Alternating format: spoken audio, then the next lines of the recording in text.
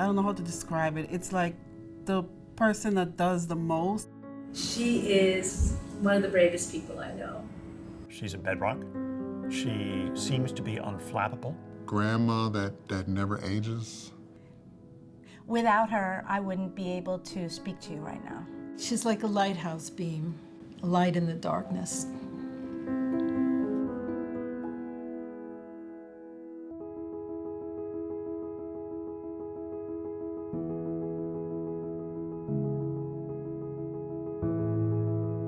My name is Pam Solomon. I'm the Senior Education Specialist. I've been here for 16 years. I first came to NAMI-NYC because of a loved one that was having a mental health challenge. I called the helpline. I was the voice at the other end of the phone when she called to ask for help.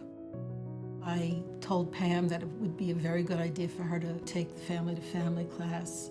I don't know why I thought I was the only person that had a relative with mental illness. When everyone's telling their story and they're saying, I'm thinking to myself, wow, they're really having a hard time. So I felt welcome there. I felt like I belonged there. I was asked if I wanted to be a teacher of the program, and I remember saying, I can't teach anybody anything. I can't, but I said, well, if I become a teacher, it'll help me to deal with my loved one.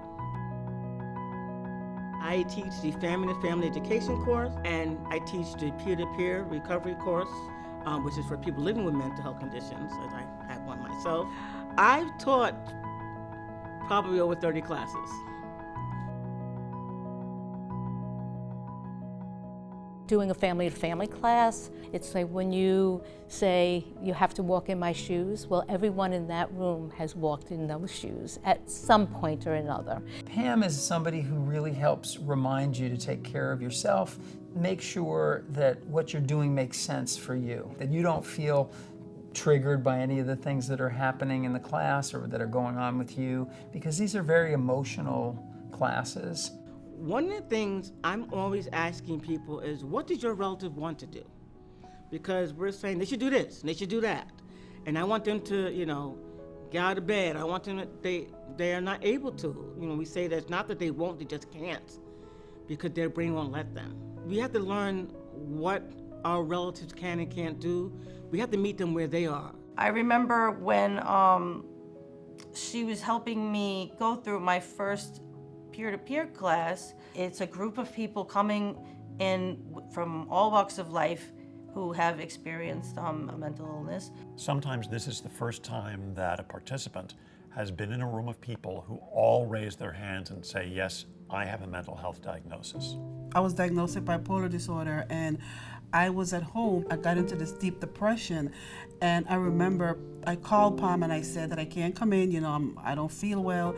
And I remember Pam leaving the office, going to my house, sitting with me, and she said, I'm not leaving you here by yourself. She just listened to me, and by the end of the 3 hours, she convinced me to go to the emergency room. I didn't even know I was suicidal. They put me on a suicide watch, but Pam was there with me.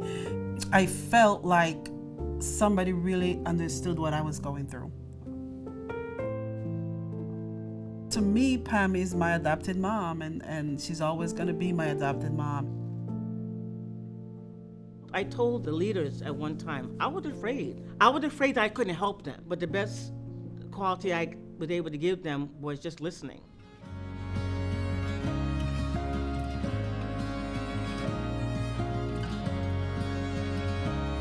So when I found NAMI and I found classes where I could meet people just like me, it really helped me build a really good sense of self.